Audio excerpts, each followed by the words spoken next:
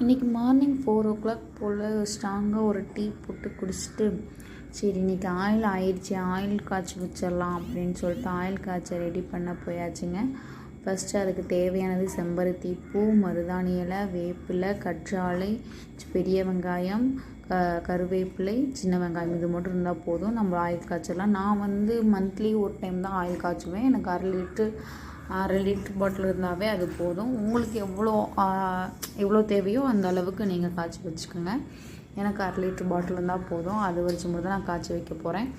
அதுக்கு 1/2 லிட்டர் எண்ணெய் ஊற்றிட்டு, அதுக்கப்புறம் கொஞ்சம் எண்ணெய் சூடானதுக்கப்புறம் நீங்கள் எடுத்து வச்சது எல்லாத்தையும் போட்டு நல்லா கொஞ்ச நேரம் கிண்டி விட்டுட்டு, அதுக்கப்புறம் வெந்தயமும் கொஞ்சம் போட்டு நல்லா கிண்டி விட்டுக்கோங்க.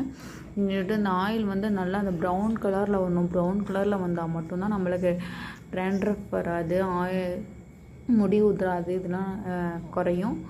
நீங்கள் ட்ரை பண்ணி பாருங்கள். ஒரு டைம் ட்ரை பண்ணி பாருங்கள் எப்படி இருக்குன்ட்டு. உங்களுக்கு ஒரு 1 வீக்லேயே உங்களுக்கு ரிசல்ட்டு தெரியும். நல்லா கிண்டி விட்டு இந்த மாதிரி இந்த மேலெலாம் பபுள்ஸ் இந்த மாதிரி வரணும். பபுள்ஸ் நல்லா ப்ரௌன் கலர் ஆனதுக்கப்புறம் இறக்கி வச்சு நீங்கள் யூஸ் பண்ணி கமெண்டில் சொல்லுங்கள்.